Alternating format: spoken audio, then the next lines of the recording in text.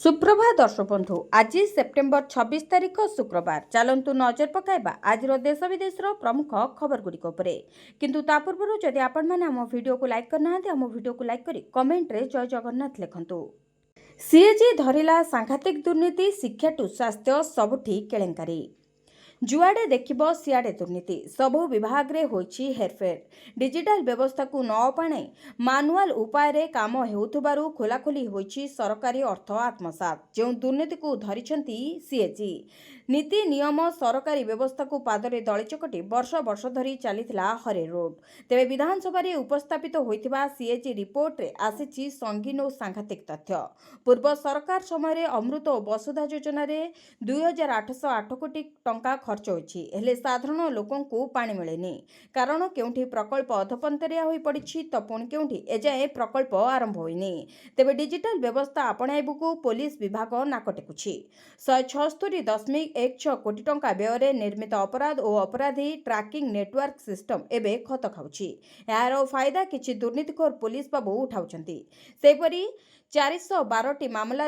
General diary तारीख पूर्व एतला तारीख दर्शा जाछि मॉडल डिग्री कॉलेज नारे 40 कोटी स्वाहा होइछि 5टी कॉलेज होई पारि नथिबा बेले गोटिए कॉलेज को राजपथ निर्माण पई अधिग्रहण होइछि से बेले उत्कल विश्वविद्यालय भित्तिभूमि उन्नति पई आसीथिबा टंकारे कुलपतिଙ୍କ बासभवन पई किना जाइछि शौकीन सामग्री जाहाकु नै मुहामई होइछंती बीजेपी और बीजेडी प्रश्न उठुछि सीएजी धरिथिबा दुर्नीतिर केबे हेबो तदंत केबे कार्यानुष्ठान नेबे सरकार प्रसंग थिला माळमाळ हेले वितर्क हेला दुर्बल सरीगला विधानसभा अधूरा रहीगला आलोचना जो प्रसंग गृह रे आलोचना हेबा कथा ताहाकु नै बाहरे मुहामुही हेले शासक विरोधी विरोध और शासक दलर जिद भितरे बळी पड़गला ओडिशार स्वार्थ विधानसभा मौसुमी अधिवेशन पूर्व अनेक तुम्बी तोफान कले विरोधी किए कहला बलंगारू बालेश्वर प्रसंग उठाई सरकार को घेरबू एवं साधारण लोकों स्वार्थ पई स्वर उठेबू आउ किए कहला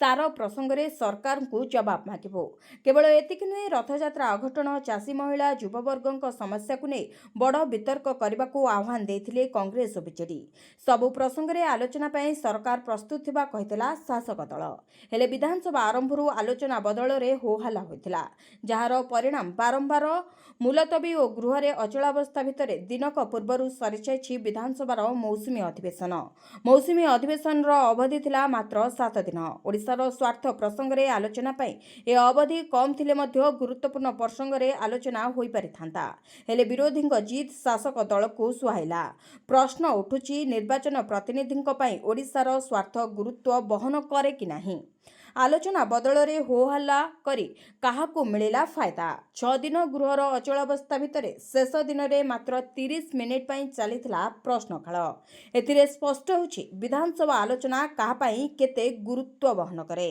बळ गोटाइलाणी आउ एक लघुचाप नेब अवपात्र रूप आसंता 12 घंटारे उत्तर और केंद्रीय बंगोपसागर सृष्टि होई पारे आउ एक लघुचाप क्षेत्र आगकू अधिक घनीभूत होई अवपातरे परिणत होई पारे परे यह दक्षिण ओडिशा और उत्तर आंध्र प्रदेश देई गति करिबो जा प्रभाव रे राज्य रे आगामी 3 दिन प्रबल वर्षा संभावना रही आईएमडी रो आकलन अनुसार आसंता 24 घंटारे सारा राज्य को हालुकारू मध्यम धरणर वर्षा हेबो विशेष करी मालकानगिरी कोरापुट रायगड़ा और गजपति जिले में 7 ରୁ 11 सेंटीमीटर वर्षा हेबार संभावना रही सेहीपरी मालकानगिरी और कोरापुट जिला को प्रबल वर्षा ने ऑरेंज वार्निंग जारी करिछि पाणीपाग विभाग 27 रे नवरंगपुर जिले में प्रबल वर्षा ने ऑरेंज वार्निंग जारी होछि तेबे उपर मुंडरे वर्षा बढ़िबा फल हीराकुदरू मोट 20टी गेट दे जल निष्कासित होछि 3,60,000 क्यूसेक जल निष्कासित होछि तेबे मुंडुली रे सकाळ 8टारू 11टा मध्यरे 6 लाख जल प्रवाहित हेबार आशंका करा जाउछि शाखा नदीगुड़िकरे जलस्तर मध्य बढ़िबो किंतु वर्षा कमिथिबारु बन्या स्थिति देखिबाकू मिलिबो नाही वर्षा जारी रहिथिबारु 25 ରୁ 28 तारिख मध्यरे केंद्र ओडिशा उपकूल निकटवर्ती समुद्र मध्यकू मत्स्यजीवींकू जिबाकू बारण करा जायछि महानदी जल विवाद प्रसंग एडवोकेट जेनेराल कहिले सृष्टि करा जायथिला कृत्रिम विवाद महानदी को नहीं सृष्टि करा जायथिला कृत्रिम विवाद दामी वकील ପୋଷିବାକୁ ହୋଇଥିଲା ଯୋଜନା। ଏବେ ରାଜ୍ୟରେ ବିଜେପି ସରକାର ଆସିବା ପରେ ସମସ୍ୟାର ସମାଧାନ ପାଇଁ ଉଦ୍ୟମ ଆରମ୍ଭ ହୋଇଛି। ମହାନଦୀ ପାଣିକୁ ନେଇ ଓଡ଼ିଶା ଓ ଛତିଶଗଡ଼ ମଧ୍ୟରେ ବିବାଦ ଚାଲିଥିବା ବେଳେ ଆଡଭୋକେଟ୍ ଜେନେରାଲ ପୀତାମ୍ବର ଆଚାର୍ଯ୍ୟ ଏଭଳି ପ୍ରତିକ୍ରିୟା ରଖିଛନ୍ତି।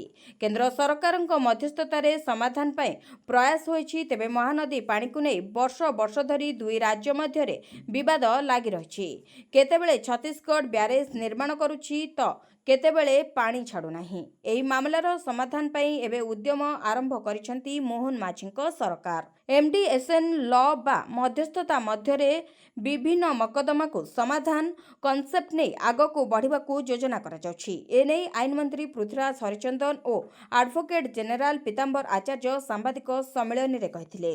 ଲଗାଣ ବର୍ଷାକୁ ନେଇ ସତର୍କ ରହିବାକୁ ଏସ୍ଆର୍ସିଙ୍କ ପରାମର୍ଶ, ଜିଲ୍ଲାପାଳଙ୍କୁ ହେଡ୍କ୍ୱାର୍ଟର୍ସ ନ ଛାଡ଼ିବାକୁ ନିର୍ଦ୍ଦେଶ। ଲଘୁଚାପ ଜନିତ ଲଗାଣ ବର୍ଷାକୁ ନେଇ ସତର୍କ ରହିବାକୁ ପରାମର୍ଶ ଦେଇଛନ୍ତି ସ୍ୱତନ୍ତ୍ର ରିଲିଫ୍ କମିଶନର। ଭିଡିଓ କନଫରେନ୍ସିଂ ମାଧ୍ୟମରେ 18ଟି ଜିଲ୍ଲାର ଜିଲ୍ଲାପାଳଙ୍କୁ ନେଇ ଏକ ସମୀକ୍ଷା ବୈଠକ କରିଥିଲେ। ଏହାପରେ ହେଡ୍କ୍ୱାର୍ଟର ଛାଡ଼ି ନ ଯିବାକୁ ପରାମର୍ଶ ଦେଇଛନ୍ତି ଏସ୍ଆର୍ସି। ଯେକୌଣସି ପରିସ୍ଥିତି ଆସିଲେ ତାର କିପରି ମୁକାବିଲା କରାଯିବ ତା ଉପରେ ଗୁରୁତ୍ୱ ଦେଇଛନ୍ତି ଏସ୍ଆର୍ସି। ଆବଶ୍ୟକ ହେଲେ ଓଡ୍ରାଫ୍ ଏବଂ ଅଗ୍ନିଶମ ବାହିନୀ ମୁତୟନ କରାଯିବ। ଲଘୁଚାପଟି ଅବପାତରେ ପରିଣତ ହେଲେ ଦକ୍ଷିଣ ଓଡ଼ିଶାରେ ଏହାର ପ୍ରଭାବ ଅଧିକ ପଡ଼ିବ। ଏନେଇ ପାଣିପାଗ ବିଭାଗ ପୂର୍ବ ଅନୁମାନ କରିଛି। ଏହାକୁ ଦୃଷ୍ଟିରେ ରଖି ଗଞ୍ଜାମ ଜିଲ୍ଲାପାଳ ସମସ୍ତ ବିଭାଗକୁ ସଜାଗ ରହିବାକୁ ନିର୍ଦ୍ଦେଶ ଦେଇଛନ୍ତି। ବିନା ଅନୁମତିରେ ଯେପରି ଜିଲ୍ଲାର କୌଣସି ଅଧିକାରୀ ହେଡ୍କ୍ୱାର୍ଟର ଛାଡ଼ି ପାରିବେନି ସେ ନେଇ ସୂଚନା ଦେଇଛନ୍ତି। ଗଞ୍ଜାମ ଜିଲ୍ଲାରେ 24 ଘଣ୍ଟିଆ କଣ୍ଟ୍ରୋଲ ରୁମ୍ ଖୋଲାଯାଇଛି। ତେବେ ଜିଲ୍ଲାରେ ସମସ୍ତ ବାତ୍ୟା ଆଶ୍ରୟସ୍ଥଳକୁ ପ୍ରସ୍ତୁତ କରାଯାଇଥିବା ଜଣାପଡ଼ିଛି। କ୍ୟାପିଟାଲ ହସ୍ପିଟାଲରେ ଅଚଳାବସ୍ଥା, ଗଦା ହୋଇ ରହିଛି କୁଢ଼ କୁଢ଼ ଅଳିଆ। କ୍ୟାପିଟାଲ ହସ୍ପିଟାଲରେ ଅଚଳାବସ୍ଥା, ଡାକ୍ତରଖାନାରୁ ଉଠିପାରୁନି ଗଦା ହୋଇ ରହିଥିବା ଅଳିଆ।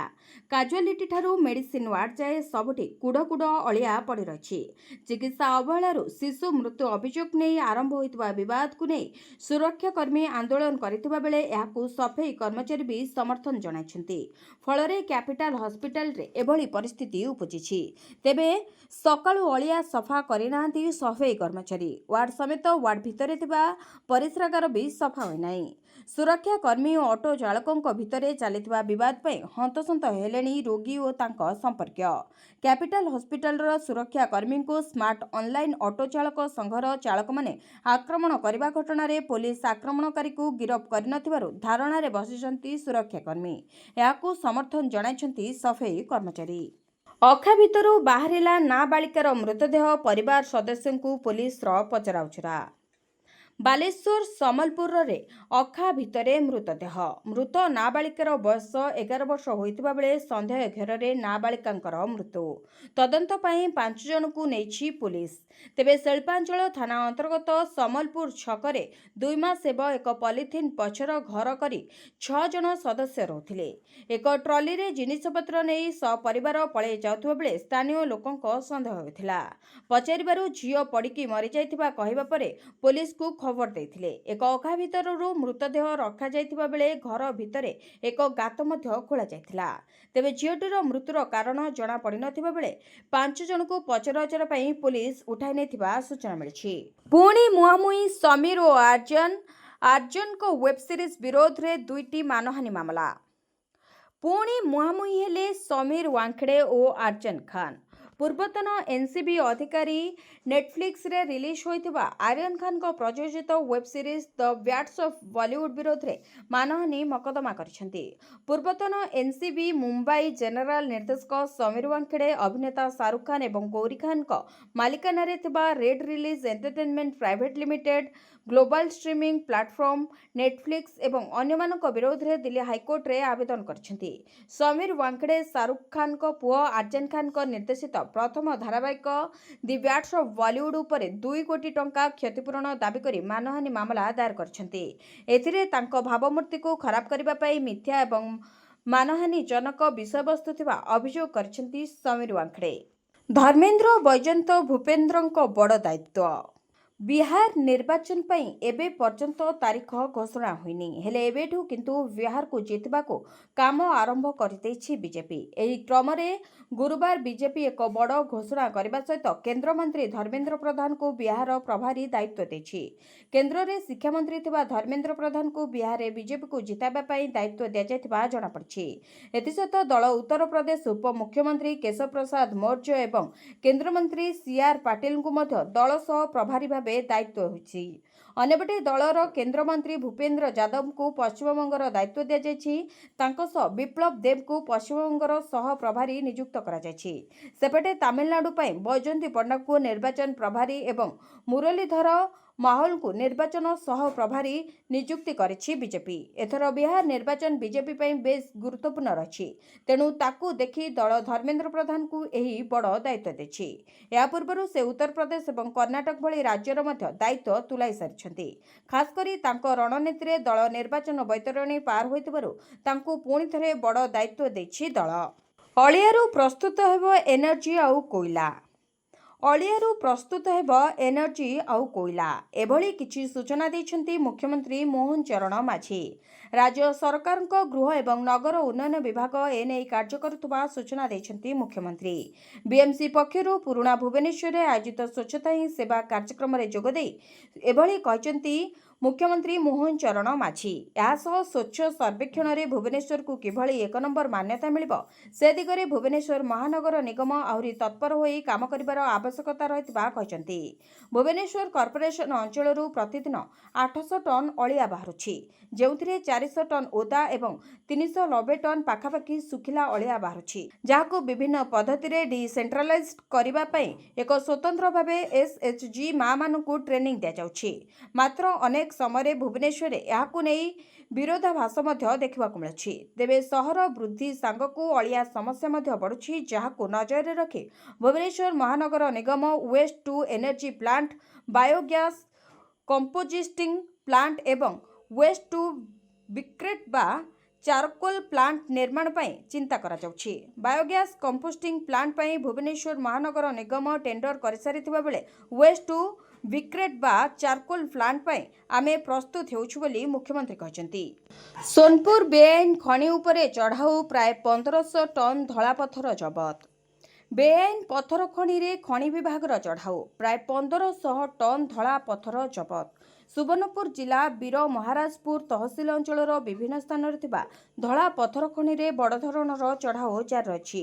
ଆଗକୁ ବିଭିନ୍ନ ବେଆଇନ ଖଣିରୁ ଉତ୍ତୋଳନ କରି ଗଚ୍ଛିତ ରଖାଯାଇଥିବା ଖଣିଜ ପଥର ଜବତ କରାଯିବ ବୋଲି ସୂଚନା ମିଳିଛି। ତେବେ ସୁବର୍ଣ୍ଣପୁର ଜିଲ୍ଲା ବୀର ମହାରାଜପୁର ଅଞ୍ଚଳର ତେଲିପାଳି, ଲୁଦୁମୁଣ୍ଡା, ଅମାତପାଲି, ବହଲପଦର, ଅମରପାଲି, ଭାଲୁ ଡୁଙ୍ଗୁରି ସମେତ ଅନେକ ସ୍ଥାନରୁ ବେଆଇନ ଭାବରେ ବେରୁଜ, କ୍ୱାର୍ଟଜ, ରତ୍ନପଥର, ଧଳାପଥର ଆଦି ଖଣିଜ ଦ୍ରବ୍ୟ ବେଧଡ଼କ ଲୁଟ୍ ହେଉଥିବା ନେଇ ବାରମ୍ବାର ଅଭିଯୋଗ ହେଉଥିଲା। ଖଣି ବିଭାଗ ତରଫରୁ ବିଭିନ୍ନ ସମୟରେ ଚଢ଼ାଉ କରି ଗୋଟିଏ ଦୁଇଟି ଗାଡ଼ି ଜବତ କରି ଫାଇନ୍ ଆଦାୟ କରୁଥିଲେ ମଧ୍ୟ ଚୋରା ଚାଲାଣକାରୀମାନେ ବେଧଡ଼କ ଖଣି ପଥର ଲୁଟ୍ କରୁଥିଲେ। ତେବେ ରାଜ୍ୟ ସରକାରଙ୍କ ନିର୍ଦ୍ଦେଶକ୍ରମେ ଭୁବନେଶ୍ୱରରୁ ସ୍ୱତନ୍ତ୍ର ପୋଲିସ ଟିମ୍ଙ୍କ ସହିତ ସୁବର୍ଣ୍ଣପୁର ଓ ବଲାଙ୍ଗୀର ଖଣି ବିଭାଗର ମିଳିତ ଭାବେ ଏହି ଚଢ଼ାଉ କରାଯାଇଛି। ଅଞ୍ଚଳର ବିଭିନ୍ନ ସ୍ଥାନରେ ବିପୁଳ ପରିମାଣର ଧଳାପଥରକୁ ଖଣିରୁ ଖନନ କରି ଗଚ୍ଛିତ କରି ରଖାଯାଉଥିଲା। ତେବେ ଜବତ ଧଳାପଥରକୁ ଗୋପପାଲି ଏବଂ ବଙ୍କିଆଠାରେ ଥିବା ଲାଇସେନ୍ସଧାରୀଙ୍କ ପାଖରେ ଜିମା ଦିଆଯାଉଛି। ଆଗକୁ ମଧ୍ୟ ବିଭିନ୍ନ ସ୍ଥାନରେ ଚଢ଼ାଉ ଜାରି ରହିବ ଏବଂ ବର୍ତ୍ତମାନ ପର୍ଯ୍ୟନ୍ତ ପ୍ରାୟ 1500 ଟନ୍ ଧଳାପଥର ଜବତ ହୋଇଥିବା ସୂଚନା ମିଳିଛି। ସିଏଜି ରିପୋର୍ଟ ଖୋଲିଦେଲା କେଳେଙ୍କାରୀ, ବିଶ୍ୱବିଦ୍ୟାଳୟରେ ମନଇଚ୍ଛା ଟଙ୍କା ଖର୍ଚ୍ଚ। ସିଏଜି ରିପୋର୍ଟ ଖୋଲିଦେଲା ବିଶ୍ୱବିଦ୍ୟାଳୟରେ ହୋଇଥିବା ମନଇଚ୍ଛା ଟଙ୍କା ଖର୍ଚ୍ଚର କେଳେଙ୍କାରୀ। ଉଚ୍ଚଶିକ୍ଷା ବ୍ୟବସ୍ଥାକୁ ଦୃଢ଼ କରିବା ଲାଗି ସରକାର ବିଶ୍ୱବିଦ୍ୟାଳୟଗୁଡ଼ିକୁ କୋଟି କୋଟି ଟଙ୍କାର ଅନୁଦାନ ଦେଇଥିଲେ, କିନ୍ତୁ ତାହା ଯେଉଁ କାମରେ ଲାଗିବା କଥା ତାହା ଲାଗୁନାହିଁ।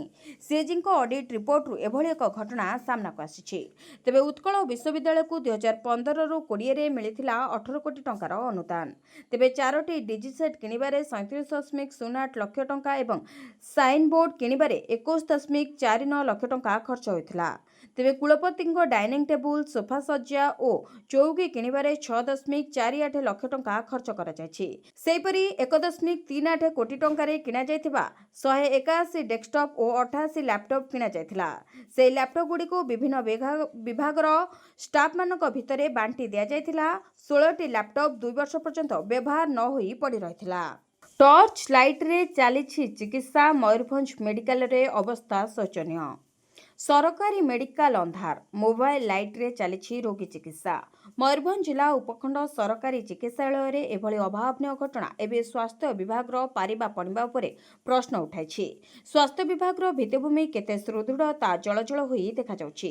ମେଡିକାଲର ମେଡିସିନ ବିଭାଗରେ ମୋବାଇଲ ଲାଇଟ୍ରେ ଚିକିତ୍ସା ପାଖାପାଖି 1.5 ଘଣ୍ଟା ଧରି ଚାଲିଥିଲା। ଏହି ସମୟରେ ଯେଉଁ ରୋଗୀ ସବୁ ମେଡିକାଲକୁ ଆସିଥିଲେ ସେମାନଙ୍କୁ ଏହି ଅବସ୍ଥାରେ ହିଁ ଚିକିତ୍ସା କରାଯାଇଥିଲା। ସରକାରୀ ମେଡିକାଲରେ ଅନ୍ଧାରରେ ଟର୍ଚ୍ଚ ଲାଇଟ୍ରେ ଚିକିତ୍ସା ହେବା ଏବେ ସାଧାରଣରେ ଅସନ୍ତୋଷ ସୃଷ୍ଟି କରିଛି। ବର୍ଷାରେ ଓଡ଼ିଶା ବେହାଲ, ଆଜି ବି ପ୍ରବଳ ବର୍ଷିବ। ଉତ୍ତର ପଶ୍ଚିମ ବଙ୍ଗୋପସାଗରରେ ସକ୍ରିୟ ଥିବା ଲଘୁଚାପ ବର୍ତ୍ତମାନ ଉତ୍ତର ଓଡ଼ିଶା ସଂଲଗ୍ନ ଗାଙ୍ଗେୟ ପଶ୍ଚିମବଙ୍ଗ ଉପରେ ରହିଛି। ଏହା ଧୀରେ ଧୀରେ ଦୁର୍ବଳ ହେବାର ସମ୍ଭାବନା ରହିଛି। ସେପଟେ ଆଉ ଏକ ଘୂର୍ଣ୍ଣିବଳୟ ପୂର୍ବ କେନ୍ଦ୍ରୀୟ ବଙ୍ଗୋପସାଗରରେ ସୃଷ୍ଟି ହୋଇଛି। ପ୍ରଭାବରେ ଆଜି ଉତ୍ତର ଓ କେନ୍ଦ୍ରୀୟ ବଙ୍ଗୋପସାଗରରେ ଆଉ ଏକ ନୂତନ ଲଘୁଚାପ କ୍ଷେତ୍ର ସୃଷ୍ଟି ହେବାର ସମ୍ଭାବନା ରହିଛି। ଏହା ପଶ୍ଚିମ ଆଡ଼କୁ ଗତି କରିବା ସହ ଧୀରେ ଧୀରେ ଅଧିକ ଘନୀଭୂତ ହୋଇ ଉତ୍ତର ପଶ୍ଚିମ ଓ ସଂଲଗ୍ନ କେନ୍ଦ୍ରୀୟ ବଙ୍ଗୋପସାଗରରେ ଆସନ୍ତାକାଲି ସୁଦ୍ଧା ଅବପାତର ରୂପ ନେବ।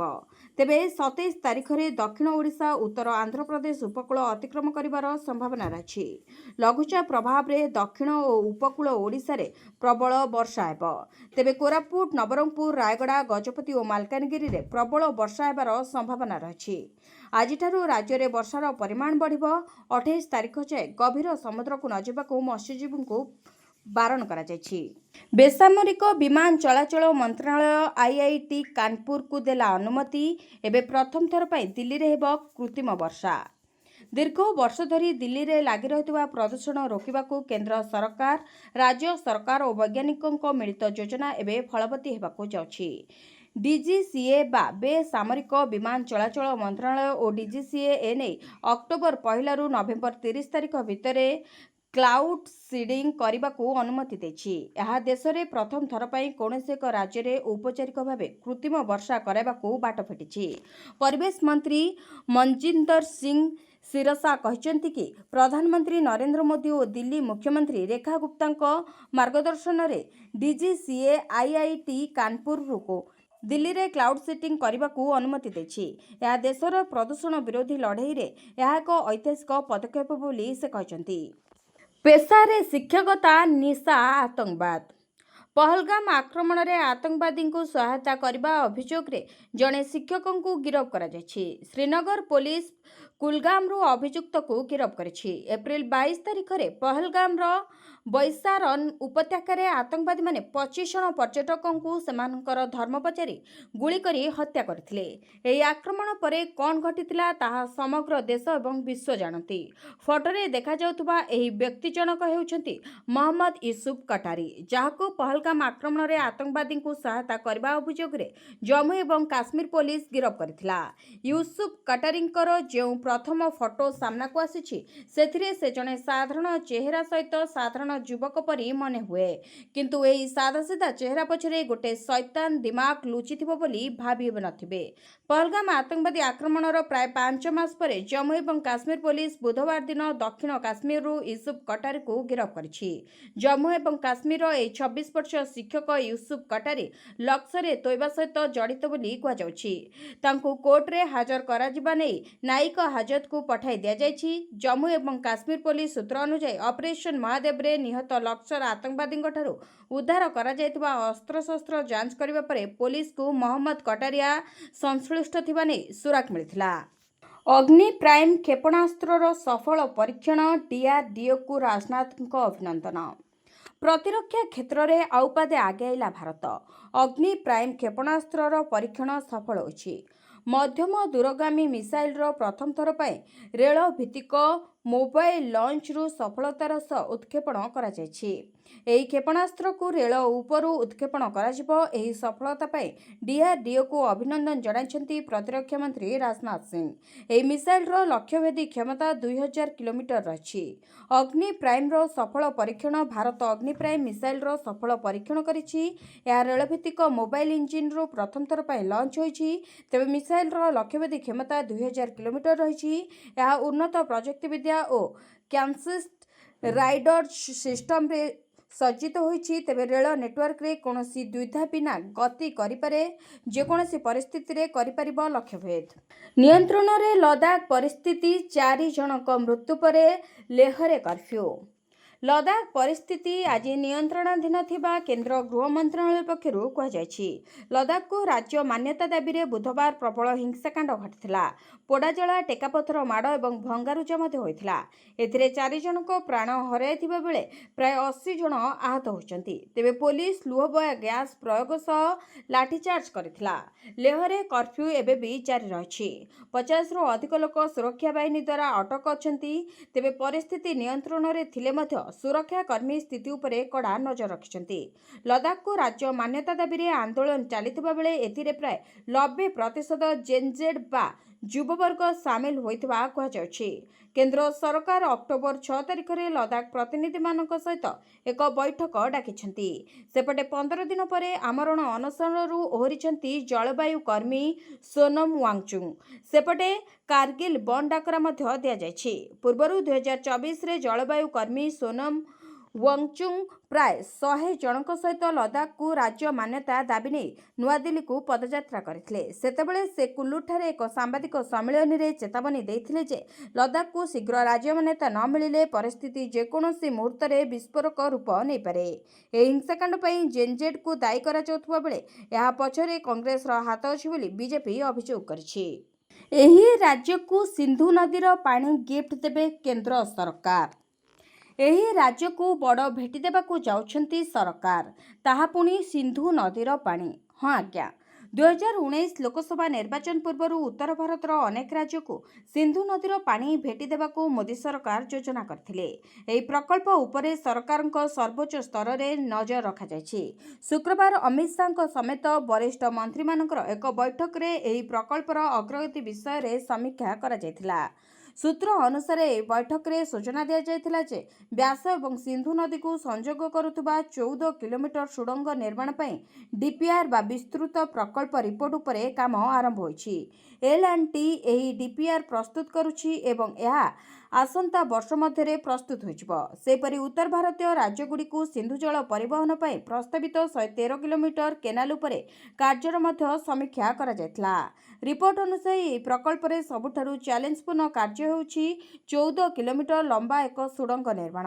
ଏଥିପାଇଁ ପାହାଡ଼ର ପଥର ଗଠନର ଏକ ବିସ୍ତୃତ ଅଧ୍ୟୟନ ଆବଶ୍ୟକ ହେବ। ଯଦି ପଥର ଦୁର୍ବଳ ଥାଏ ତେବେ ପାଇପ୍ ବ୍ୟବହାର କରି ସୁଡ଼ଙ୍ଗ ବିଛାଯିବ। ଡିପିଆର୍ ରିପୋର୍ଟ ମିଳିବା ପରେ ନିର୍ମାଣ ଆରମ୍ଭ ହେବ। ତେବେ ଦ୍ରୁତ ଏବଂ ସୁରକ୍ଷିତ ନିର୍ମାଣ ପାଇଁ TBM ବା ଟନେଲ ବୋରିଂ ମେସିନ୍ ଏବଂ ରକ୍ ସିଲ୍ଟ ପ୍ରଯୁକ୍ତିବିଦ୍ୟାର ବ୍ୟବହାର ପ୍ରସ୍ତାବିତ ହୋଇଛି। ନିଜେ ଝାଡ଼ୁ ମାରି ସ୍ୱଚ୍ଛତାର ସହ କାର୍ଯ୍ୟ କରିବାକୁ ଆହ୍ୱାନ ଦେଲେ ମୁଖ୍ୟମନ୍ତ୍ରୀ। ସ୍ୱଚ୍ଛତା ହିଁ ସେବା 2025 ଅଭିଯାନ ଏବଂ ପଣ୍ଡିତ ଦୀନଦୟାଲ ଉପାଧ୍ୟାୟଙ୍କ 110ତମ ଜୟନ୍ତୀ ଅବସରରେ ଗୁରୁବାର ମୁଖ୍ୟମନ୍ତ୍ରୀ ମୋହନ ଚରଣ ମାଝୀ ଭୁବନେଶ୍ୱର ଲିଙ୍ଗରାଜ ମନ୍ଦିର ପାର୍ଶ୍ୱରେ ଆୟୋଜିତ ଗଣସଫେଇ କାର୍ଯ୍ୟକ୍ରମରେ ଯୋଗ ଦେଇଥିଲେ।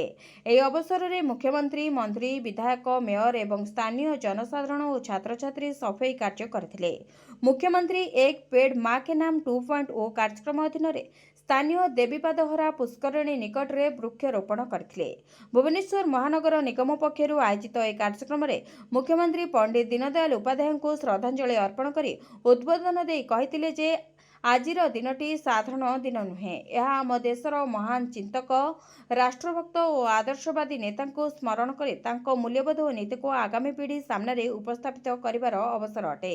ଓଡ଼ିଶାକୁ ସମୃଦ୍ଧ ଓଡ଼ିଶା ଓ ନୂଆ ଓଡ଼ିଶାରେ ପରିଣତ କରିବା ପାଇଁ ଆମ ସମସ୍ତଙ୍କୁ ସଂକଳ୍ପ ନେବାକୁ ପଡ଼ିବ ବୋଲି ମୁଖ୍ୟମନ୍ତ୍ରୀ କହିଥିଲେ। ସ୍ୱଚ୍ଛତା କ୍ଷେତ୍ରରେ ସମସ୍ତଙ୍କୁ ଅଧିକ ସଚେତନ କରାଇବାର ଆବଶ୍ୟକତା ରହିଛି। ସଫେଇ କ୍ଷେତ୍ରରେ ଦେଶର ପ୍ରଥମ 3ଟି ସ୍ଥାନରେ ରହିବା ପାଇଁ ଆମେ ସମସ୍ତଙ୍କୁ କାର୍ଯ୍ୟ କରିବାକୁ ପଡ଼ିବ। ମିଳିବ। ସେ ପୁଣି କହିଥିଲେ ଯେ ଆଗାମୀ ଦିନରେ ଆବର୍ଜନାରୁ କୋଇଲା ଏବଂ କୋଇଲାରୁ ଶକ୍ତି ଉତ୍ପାଦନ କରିବା ପାଇଁ ଆମର ଯୋଜନା ରହିଛି। ସୁଭଦ୍ରା ଯୋଜନାରେ ଆବେଦନ କରିନଥିଲେ ଏବେ ହିଁ କରାଇ ନିଅନ୍ତୁ, ନଚେତ୍ ମିଳିବନି 20,000 ଟଙ୍କା। ସୁଭଦ୍ରାର ତୃତୀୟ ପର୍ଯ୍ୟାୟ ଟଙ୍କା ଅନେକ ହିତାଧିକାରୀଙ୍କ ଖାତାକୁ ଆସିସାରିଥିବା ବେଳେ ଏବେ ବି କିଛି ହିତାଧିକାରୀ ଏହି ଟଙ୍କାରୁ ବଞ୍ଚିତ ଅଛନ୍ତି। ତେବେ ଯେଉଁ ହିତାଧିକାରୀ ସୁଭଦ୍ରା ଟଙ୍କାରୁ ବଞ୍ଚିତ ଅଛନ୍ତି ସେମାନେ ତୁରନ୍ତ ଏବେ ହିଁ ସୁଭଦ୍ରା ଅଭିଯୋଗ ପୋର୍ଟାଲରେ ଆବେଦନ କରାଇ ନିଅନ୍ତୁ, କାରଣ ସୁଭଦ୍ରା ଅଭିଯୋଗ ପୋର୍ଟାଲ ଖୋଲିସାରିଛି। ଏବେ ହିଁ ଆପଣ ଆବେଦନ କରିଲେ ଆପଣଙ୍କୁ 20,000 ଟଙ୍କା ମିଳିବ। ତେବେ ଆପଣ ଆବେଦନ କରିବା ପୂର୍ବରୁ ଆପଣ ଜଣେ ଯୋଗ୍ୟ ହିତାଧିକାରୀ ହୋଇଥିବା ଆବଶ୍ୟକ। ତେବେ ସୁଭଦ୍ରା ଅଭିଯୋଗ ପୋର୍ଟାଲରେ ଆବେଦନ ନ କଲେ ଆପଣଙ୍କୁ ମିଳି ନପାରେ 20,000 ଟଙ୍କା। ସେହିପରି ଯେଉଁମାନଙ୍କୁ 21 ବର୍ଷ ବୟସ ହୋଇଛି ସେମାନେ ମଧ୍ୟ ଏହି ସୁଭଦ୍ରା ଯୋଜନାରେ ଆବେଦନ କରିପାରିବେ ଏବଂ ସରକାରଙ୍କ ଏହି ସୁଭଦ୍ରାର ଲାଭ ଉଠାଇପାରିବେ। ଏହି ଦିନ ଚାଷୀଙ୍କ ଖାତାକୁ ଆସିପାରେ ପିଏମ୍ କିଷାନ ଟଙ୍କା। ଜାଣନ୍ତୁ ସମ୍ପୂର୍ଣ୍ଣ ଖବର। ପିଏମ୍ କିଷାନର 20ତମ କିସ୍ତି ଅଗଷ୍ଟ ମାସରେ ଚାଷୀଙ୍କ ଖାତାକୁ ଆସିସାରିଥିବା ବେଳେ ଏବେ 21ତମ କିସ୍ତିକୁ ନେଇ ଚର୍ଚ୍ଚା ଜୋର ଧରିଛି। ତେବେ ପିଏମ୍ କିଷାନର 21ତମ କିସ୍ତି ଟଙ୍କା ଖୁବ୍ ଶୀଘ୍ର ମିଳିବାକୁ ଯାଉଛି। ଏନେଇ ବିଭିନ୍ନ ଜାତୀୟ ଗଣମାଧ୍ୟମରେ ମଧ୍ୟ ତାରିଖ ପ୍ରକାଶ ପାଇଥିବା ଜଣାପଡ଼ିଛି। ତେବେ ଜାତୀୟ ଗଣମାଧ୍ୟମର ରିପୋର୍ଟ ଅନୁସାରେ ପିଏମ୍ କିଷାନର 21ତମ କିସ୍ତି ଟଙ୍କା ଦୀପାବଳି ପୂର୍ବରୁ ମିଳିବ ବୋଲି ଚର୍ଚ୍ଚା ଜୋର ଧରିଛି। କିନ୍ତୁ ଏନେଇ ସରକାରଙ୍କ ପକ୍ଷରୁ କୌଣସି ବିଜ୍ଞପ୍ତି ପ୍ରକାଶ ପାଇନାହିଁ। ତେବେ ସରକାର ଚାଷୀଙ୍କୁ ଆର୍ଥିକ ସ୍ତରରେ ସୁଦୃଢ଼ କରିବା ପାଇଁ ବର୍ଷକୁ 6,000 ଟଙ୍କା ଚାଷୀଙ୍କ ଖାତାକୁ ଦେଉଛନ୍ତି। ପ୍ରତି କିସ୍ତିରେ ଚାଷୀଙ୍କ ଖାତାକୁ ଆସୁଛି 2,000 ଟଙ୍କା। ତେବେ ଏହି କିସ୍ତି ପ୍ରତି 4 ମାସରେ ଥରେ ଚାଷୀଙ୍କ ଖାତାକୁ ଆସୁଥିବା ଜଣାପଡ଼ିଛି। ଭିଡ଼ିଓଟିକୁ ଶେଷ ଯାଏ ଦେଖିଥିବାରୁ ଆପଣଙ୍କୁ ଧନ୍ୟବାଦ। ଯଦି ଆପଣମାନେ ଏପର୍ଯ୍ୟନ୍ତ ଭିଡ଼ିଓକୁ ଲାଇକ୍ କରିନାହାନ୍ତି ତାହେଲେ ଭିଡ଼ିଓଟିକୁ ଲାଇକ୍ କରି କମେଣ୍ଟରେ ଜୟ ଜଗନ୍ନାଥ ଲେଖନ୍ତୁ। ଏଥିସହିତ ଆମ ଚ୍ୟାନେଲକୁ ସବସ୍କ୍ରାଇବ୍ କରି ପାଖରେ ଥିବା ବେଲ୍ ଆଇକନ୍କୁ ପ୍ରେସ୍ କରନ୍ତୁ।